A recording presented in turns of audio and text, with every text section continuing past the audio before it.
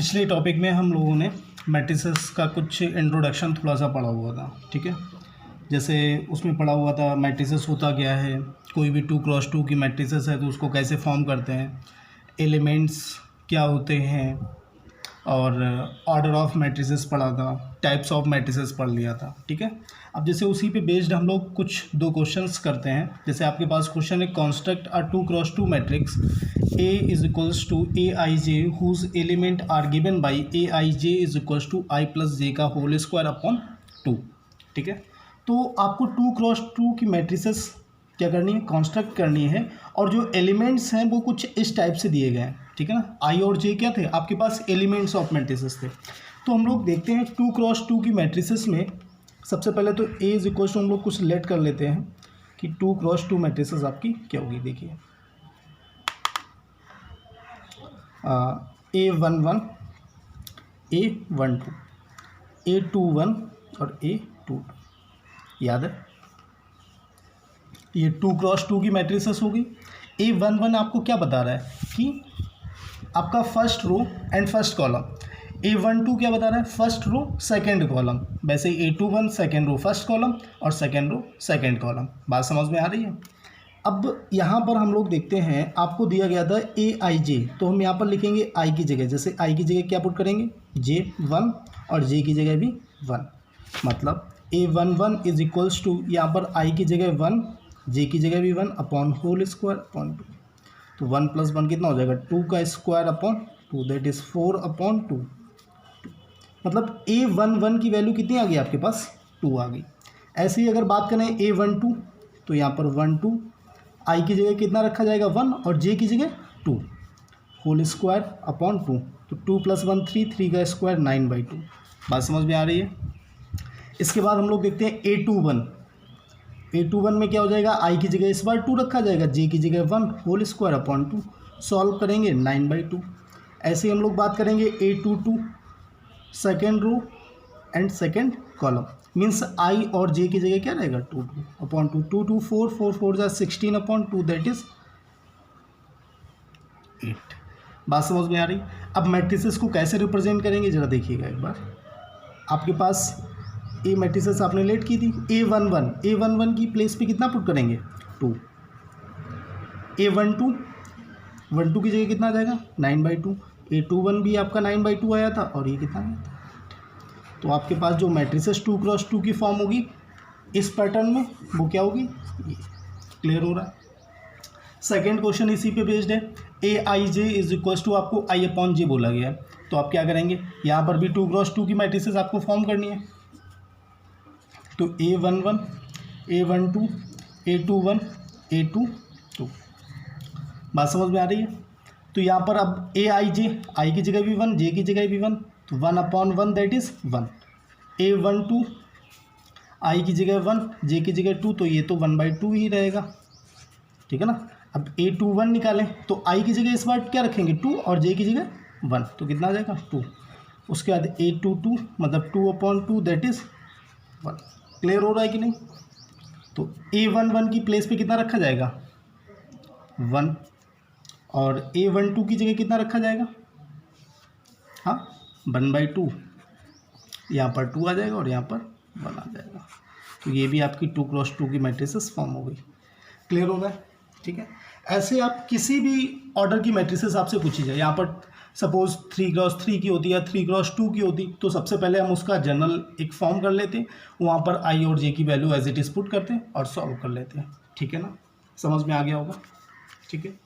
अब इसके बाद हम लोगों ने टाइप्स ऑफ मैट्रिसेस में एक टॉपिक और था आपका, that is equality of matrices. क्या था, इक्वलिटी ऑफ मैट्रिसेस। तो इसको जरा पढ़ते हैं, क्या है आपके पास इक्वलिटी ऑफ मैट्रिसेस। ये क्या होता है, इफ़ 2 मैट्रिसेस आर इक्वल, कोई भी 2 मैट्रिसेस इक्वल कब बोली जाएंगी, they should be comparable if their order should be same. कोई भी 2 matrices are equal, they should be comparable if their order should be same. आपकी कोई भी 2 मैट्रिसेस कब इक्वल बोली जाएंगी, जब उसका क्या सेम होगा, ऑर्डर सेम होगा। ऑर्डर मतलब समझ गए होंगे, पहले तो ये कंडीशन होनी चाहिए, और दूसरी कंडीशन है their corresponding element should be equal, उनके करस्पॉन्डिंग एलिमेंट भी आपके इक्वल होने चाहिए। जैसे अब दो मैट्रिसेस लेते हैं, एक एग्जांपल ले रहे हैं। ए मैट्रिसेस आपको 1 2 3 4 गिवन है, ये 2 क्रॉस 2 की मैट्रिसेस हो गई, और बी मैट्रिसेस भी आपको 1 2 3 4 गिवन है, ये भी 2 क्रॉस 2 की मैट्रिसेस होगी। अब आपने देखा दोनों मैट्रिसेस का क्या सेम है, ऑर्डर सेम है। अगर ऑर्डर सेम है तो ये क्या कर सकते हैं, हम इनको कंपेयर कर सकते हैं। अब इनके करस्पॉन्डिंग एलिमेंट भी चेक करते हैं। तो देखा फर्स्ट रो फर्स्ट कॉलम में 1 है, तो यहाँ पर भी फर्स्ट रो फर्स्ट कॉलम में 1 है। यहाँ पर देखते हैं फर्स्ट रो सेकंड कॉलम में 2 है, यहाँ पर भी 2 है, यहाँ पर 3 3 4 4, ठीक है ना। करस्पॉन्डिंग एलिमेंट सेम होने चाहिए और ऑर्डर सेम होने चाहिए, दो कंडीशन होती है इक्वालिटी ऑफ मैट्रिसेस का। क्लियर। अब आप कहेंगे सर ये तो आपने दोनों सेम मैट्रिसेस लिख दी थी इसलिए आपने बता दिया, तो इसका यूज़ देखते हैं हम लोग। जैसे आपके पास एक suppose y2 3x is equal to 1z w4, आपको कोई भी दो मैट्रिसेस दी गई हैं और दोनों मैट्रिसेस के बीच में इक्वल का साइन लगा है, मतलब ये दोनों मैट्रिसेस पहले से आपको इक्वल बता दी गई हैं। तो अब आपसे क्वेश्चन ये किया जाएगा find the value of x wx yz। तो अगर दो मैट्रिसेस इक्वल हैं तो डेफिनेटली उसके करस्पॉन्डिंग एलिमेंट भी इक्वल होंगे। भाई ऑर्डर तो आपको सेम दिख ही रहा है, 2 क्रॉस 2 2 क्रॉस 2। तो आप क्या करेंगे, यहाँ पर लिखेंगे y इज इक्वल टू 1, देखो corresponding element first row first column y, दूसरी मैट्रिसेस का फर्स्ट रो फर्स्ट कॉलम 1, तो y इज इक्वल टू क्या हो गया 1। वैसे ही फर्स्ट रो सेकंड कॉलम 2, तो यहाँ पर फर्स्ट रो सेकंड कॉलम क्या है w, तो w इज इक्वल टू कितना आ गया 2। यहाँ पर z इज इक्वल टू कितना आ जाएगा 3 और x इज इक्वल टू कितना आ जाएगा 4। क्लियर हो गया। ऐसे ही क्वेश्चन आपसे पूछ दिए जाते हैं फाइंड एक्स वाई जेड, आपको कोई भी दो मैट्रिसेस इक्वल दी गई हैं और आपको एक्स वाई जेड की वैल्यू बतानी है। तो आपको पता है कि ऑर्डर सेम होना चाहिए, देखा ऑर्डर सेम है और दो मैट्रिसेस इक्वल हैं, तो इसका मतलब हम बोल सकते हैं यहाँ से क्या y इज इक्वल्स टू 4, यहाँ से क्या बोलेंगे z इज इक्वल्स टू 3, यहाँ पर क्या बोलेंगे x इज इक्वल्स टू 1, और बाकी तो आपको पता ही है। ठीक है ना, यहाँ तो कोई प्रॉब्लम नहीं। इसके बाद आपका टॉपिक आता है ऑपरेशंस ऑफ मैट्रिसेस। ये क्या होता है इसको ज़रा समझते हैं। ऑपरेशंस ऑफ मैट्रिसेस,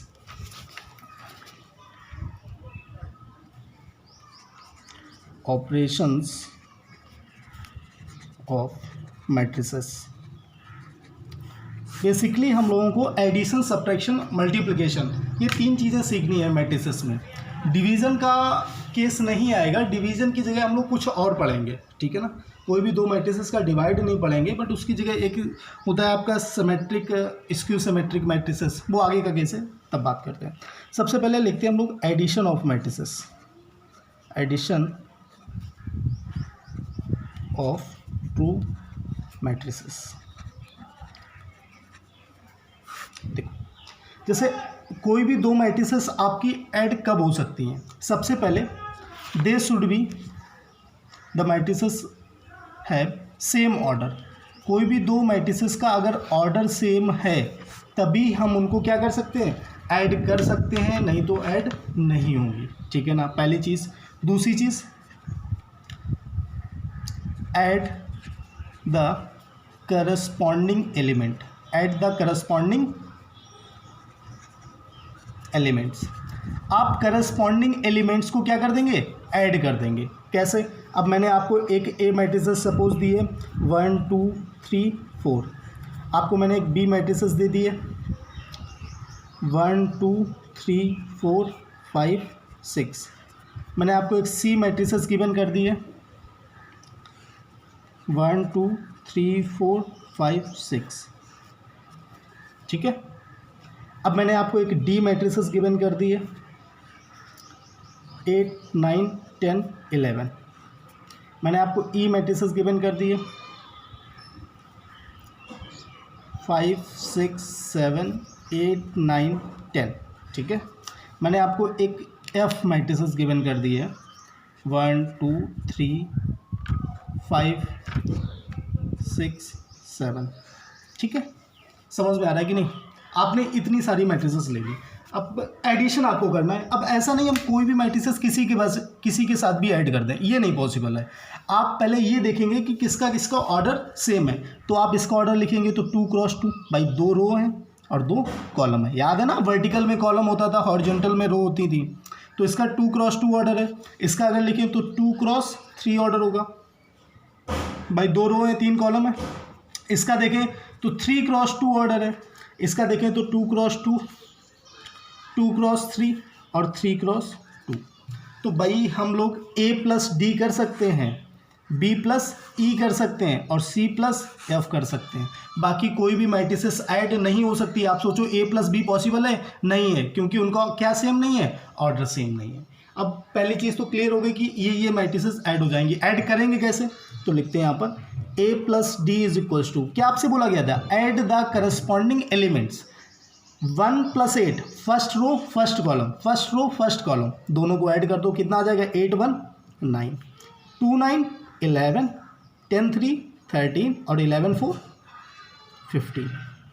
आपका A प्लस बी आ गया। बात समझ में आ रही है? ऐसे ही अगर B प्लस ई की बात करें तो यहाँ पर 2 क्रॉस 3 मैट्रिसेस है। देखो 1 5 6 2 6 8 5 7 12 8 3 11 9 4 13 10 6 16।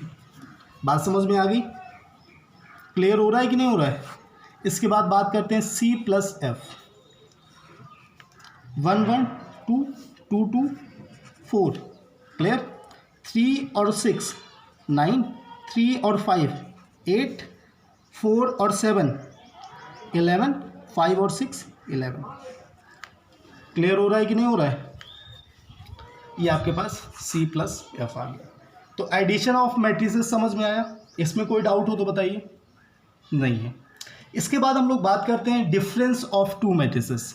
बिल्कुल सेम प्रोसेस है जैसा एडिशन में होता है, एज इट इज़ सब्ट्रैक्शन में भी हम लोग करेंगे। सिर्फ सब्ट्रैक्शन ऑफ टू मैट्रिसेस में क्या हो जाता है, इसी में मैं समझा रहा हूँ, समझ लीजिएगा। Subtraction of two matrices, order same होना चाहिए। पहली कंडीशन बिल्कुल सेम है कि ऑर्डर दोनों का कैसा होना चाहिए, सेम होना चाहिए। ऐड की जगह आप क्या कर लो, सब्ट्रैक्ट द करस्पॉन्डिंग एलिमेंट। आपको करस्पॉन्डिंग एलिमेंट का सब्ट्रैक्शन करना है। मतलब यहाँ पर अगर A माइनस, सॉरी ये मैंने D क्यों लिख दिया, D लिखो यहाँ पर, A प्लस डी किया है ना, हाँ ठीक। तो यहाँ पर अगर हम A माइनस डी करेंगे तो क्या करेंगे, 1 minus 8 that is minus 7, 2 minus 9, भाई 2 माइनस 9 क्या आएगा, माइनस का 7 आ जाएगा ना, हाँ 2 minus 9 minus 7, 3 minus 10 that is minus 7 और 4 माइनस 11 भी माइनस 7 आ गया, कोई बात नहीं। तो A माइनस डी आपके पास ही आ गया। क्लियर हो रहा है कि नहीं? अगर हम B माइनस ई की बात करें तो यहाँ पर 1 minus 5 that is minus 4, 2 minus 6 minus 4, 5 minus 7 minus 2, 3 minus 8 minus 5, 4 minus 9 minus 5, 6 minus 10 minus 4। अब कुछ भी आ सकता है, अब ये ठीक है, आप क्वेश्चंस के हिसाब से आप अपना सब्ट्रैक्शन कर लेंगे। प्रोसेस आप समझ गए होंगे कब पॉसिबल है मैट्रिसेस में एडिशन और सब्ट्रैक्शन और कैसे होगा, ठीक है ना? यहाँ तो कोई डाउट नहीं। इसके बाद अब हम लोग टॉपिक स्टार्ट करते हैं अपना, मल्टीप्लिकेशन ऑफ मैट्रिसेस। क्या टॉपिक है आपका? मल्टीप्लिकेशन ऑफ, मल्टीप्लिकेशन दो टाइप का होगा। दो टाइप का क्या मतलब, दो, हाँ दो टाइप ही बोल सकते हैं हम लोग। मल्टीप्लिकेशन ऑफ टू मैट्रिसेस पहले नहीं पढ़ेंगे, पहले पढ़ेंगे multiplication of any scalar in a matrices, in a matrix. किसी भी मैट्रिक्स में किसी भी स्केलर, स्केलर समझ रहे होंगे, किसी भी नंबर का आप अगर मल्टीप्लाई करते हैं किसी भी नंबर का, तो वो मल्टीप्लाई कैसे होगा और क्या प्रोसेस होता है उसको ज़रा समझते हैं। जैसे आपको एक A is equal to matrices given है 1 2 3 4 5 6, सपोज ये आपको 2 क्रॉस 3 की मैट्रिक्स गिवन है, ठीक है। तो आपको इसमें सपोज एक 3A मुझे, मतलब मैं क्या कर रहा हूँ, multiply 3 in the given matrix. आपसे बोला गया मल्टीप्लाई 3 इन द मैट्रिक्स। इस मैट्रिक्स में आप 3 का मल्टीप्लाई करके मुझे दिखाइए। तो आप क्या करोगे, A की जगह 3A हो जाएगा। अब इसमें मल्टीप्लाई करेंगे 1 2 3 4 5 6। आपने मैट्रिक्स में बोथ साइड 3 का मल्टीप्लाई कर दिया, तो 3A इज इक्वल टू क्या बन जाएगा, 3 1 जा 3, 3 2 जा 6, 3 3 जा 9, 3 4 जा 12, 15 और 3 6 जा 18। ये आपके पास आ गया। मतलब ईच एलिमेंट में आप पर्टिकुलर नंबर का मल्टीप्लाई कराएंगे। बात समझ में आ रही है? क्लियर हो रहा है? हर एक नंबर का मल्टीप्लाई आपको कराना पड़ेगा, मतलब हर एक एलिमेंट में। सपोज़ अब मैं एक जनरल एग्जांपल ले लेता हूँ कि सपोज़ आपको ए मैट्रिक्स आपको कोई गिवन है 2x2 की मैट्रिक्स, सपोज इस बार स्क्वायर मैट्रिक्स हम लोग ले रहे हैं, 2x2 की मैट्रिक्स आपको गिवन है। अब आपको कोई भी एक स्केलर नंबर, सपोज कोई के नंबर आपको मल्टीप्लाई करना है, तो यहाँ पर क्या हो जाएगा, के ए इज इक्वल्स टू के A11, के A12, के A21 एंड के A22। बात समझ में आ रही है कि नहीं? मतलब हर एक एलिमेंट में आपको उस पर्टिकुलर नंबर का मल्टीप्लाई कराना पड़ेगा। बात समझ में आ रही है? तो ये multiplication of any scalar in a matrix हो गया था टॉपिक। नेक्स्ट टॉपिक की अगर हम लोग बात करें,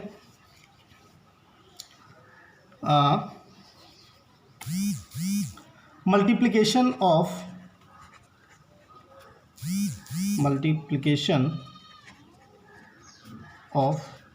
एनी टू मैट्रिसेस।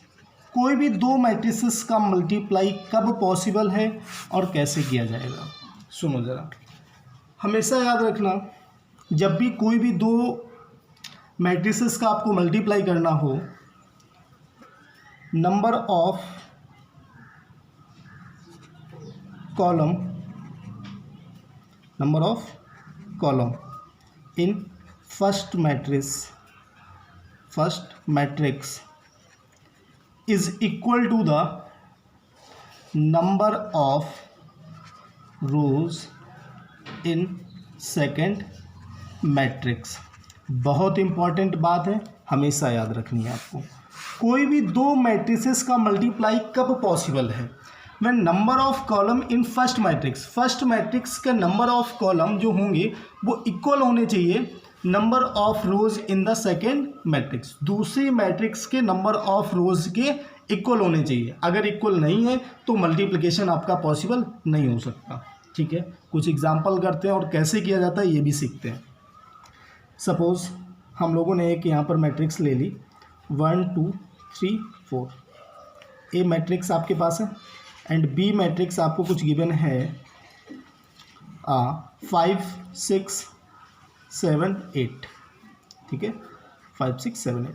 आपने देखा 2x2 फर्स्ट मैट्रिक्स का कॉलम सेकेंड मैट्रिक्स के रो के इक्वल। चेक कर लो, 2 यहाँ पर 2 यहाँ पर, कोई बात नहीं, मल्टीप्लाई पॉसिबल है। तो कैसे लिखेंगे, ए बी मल्टीप्लाई करते हैं। देखो मल्टीप्लाई में एक चीज़ ध्यान रखनी है आपको, हर एक एलिमेंट फर्स्ट मैट्रिक्स का हर एक एलिमेंट का मल्टीप्लाई सेकेंड मैट्रिक्स के हर एक एलिमेंट के साथ होना चाहिए। प्रोसेस क्या होता है, ये मैं एक ऐसी लाइन करता हूँ, इससे आप समझिएगा। मतलब आप क्या कर रहे हो, 1 का मल्टीप्लाई आपको 5 के साथ करना है प्लस 2 का मल्टीप्लाई 7 के साथ। बहुत ध्यान से समझना है। उसके बाद ये 1 2 का इन दोनों में हो गया। अब 1 और 2 का किस में कराएंगे, नेक्स्ट वाले कॉलम में। तो 1 का मल्टीप्लाई 6 में प्लस 2 का मल्टीप्लाई 8 में। क्लियर? अब सेकेंड रो का मल्टीप्लाई फर्स्ट के कॉलम से, 3 का मल्टीप्लाई 5 में प्लस 4 का मल्टीप्लाई 7 में। दूसरी कॉलम में आते हैं, 3 का मल्टीप्लाई 6 में प्लस 4 का मल्टीप्लाई 8 में। बात समझ में आ रही है? तो A B is equals to क्या आ जाएगा, देखो 1 5 5 प्लस 7 2 जा 14, 1 6 6 8 2 जा 16, 5 3 जा 15 प्लस 7 4 जा 28, 6 3 जा 18 प्लस 8 4 जा 32। क्लियर? अब इनको आप ऐड कर लो, जो आ जाएगा वही आपका मल्टीप्लिकेशन ऑफ मैट्रिक्स हो गया। 14 5 कितना हो जाएगा, 19, 16 और 6 22, 15 और 28 कितना हो जाएगा, 8 5 13 3 1 कैरी 3 1 4, 43 8 2 10 1 कैरी 4 1 5 50। तो आपके पास ए बी क्या आ गया, ये आ गया। बात समझ में आ रही है? कैसे मल्टीप्लाई करना है? नहीं समझ में आया, एक बार फिर से देखिएगा तब समझ में आएगा, ट्राई कीजिएगा। सपोज एक और एग्जांपल लेते हैं, पहला तो ये ले लिया, दूसरा एग्जांपल हम लोग लेते हैं कुछ। यहाँ पर लिख दिया 1 2 3 4 5 6 और यहाँ पर लिख दिया हम लोगों ने, ये आपकी 2x3 की मैट्रिक्स है और इधर हम लोगों ने लिख लिया 1 2 3, मतलब 3 क्रॉस 1। भाई 3 कॉलम हो गए और 1 रो। देखो सॉरी हाँ 3 रो 1 कॉलम, हाँ सही है, 3 रो 1 कॉलम हो गए। एक ये मैट्रिक्स है 3 क्रॉस 1 की और एक मैट्रिक्स है 2 क्रॉस 3 की। पहले तो यही देख लो क्या मल्टीप्लिकेशन पॉसिबल है। तो देखा फर्स्ट वाली मैट्रिक्स के column is equal to the second of matrix के रो, हाँ इक्वल है, तो मल्टीप्लिकेशन पॉसिबल है। तो भाई चलो करते हैं। ये ए मैट्रिक्स थी और ये बी मैट्रिक्स थी, तो A B is equal to कैसे निकालेंगे देखो ज़रा। आपने लिखा 1 2 3 4 5 6, 1 2 3, ये भी एक मैट्रिक्स है, ध्यान रखिएगा 3 क्रॉस 1 की। अब एक चीज़ और हम पता कर सकते हैं यहीं से कि आपके पास जैसे आपने 2 क्रॉस 3 और 3 क्रॉस 1 की मैट्रिक्स है, तो आप फाइनल कौन सी मैट्रिक्स लेके आने वाले हैं। आपका आंसर आएगा 2 क्रॉस 1 की मैट्रिक्स में, जो ये बचे हुए हैं। जैसे यहाँ पर 2 क्रॉस 2 की मैट्रिक्स थी, ये भी 2 क्रॉस 2, तो 2 से 2 सपोज हट गया, तो 2 क्रॉस 2 की मैट्रिक्स आपका आंसर आया। तो यहाँ पर 2 क्रॉस 3 की मैट्रिक्स आपके पास है और ये 3 क्रॉस 1 की मैट्रिक्स है, तो 3 3 हट जाएगा। सपोज जो आंसर आएगा आपका वो 2 क्रॉस 1 में आना चाहिए। क्लियर। तो A B is equal to कैसे आएगा, चलो देखते हैं। भाई इस पूरे का आप इस पूरे में कराएंगे, तो 1 का 1 में कराया, 1 का 1 में कराया तो 1 आ जाएगा। 2 का 2 में कराया मल्टीप्लाई, तो 4, 3 का 3 में 9, ठीक है ना। थोड़ा डायरेक्ट करते हैं। 4 का 1 में कराएंगे, अब इसका इसमें कराएंगे भाई। 4 का 1 में कराएंगे 4, 5 का 2 में 10, 6 का 3 में 18। क्लियर। तो A B is equal to कैसे आ जाएगा 14, और इसको अगर सॉल्व करेंगे तो कितना हो जाएगा 32। तो ये कितने आ गई 2 क्रॉस 5। देखो 2 रो है, R1 R2 कॉलम सिर्फ एक कॉलम है, ठीक है ना। 1 और 4 अलग नहीं, पूरा एक ही है, ध्यान रखना। तो 2 क्रॉस 1 की ये मैट्रिक्स आपके पास आ गई। क्लियर हुआ। मल्टीप्लिकेशन ऑफ मैट्रिसेस में कोई प्रॉब्लम नहीं, ठीक है। अब इसके बाद जो हम लोग अपना टॉपिक स्टार्ट करेंगे वो आपका होगा टॉपिक सिमेट्रिक एंड स्क्यूसिमेट्रिक मैट्रिक्स के।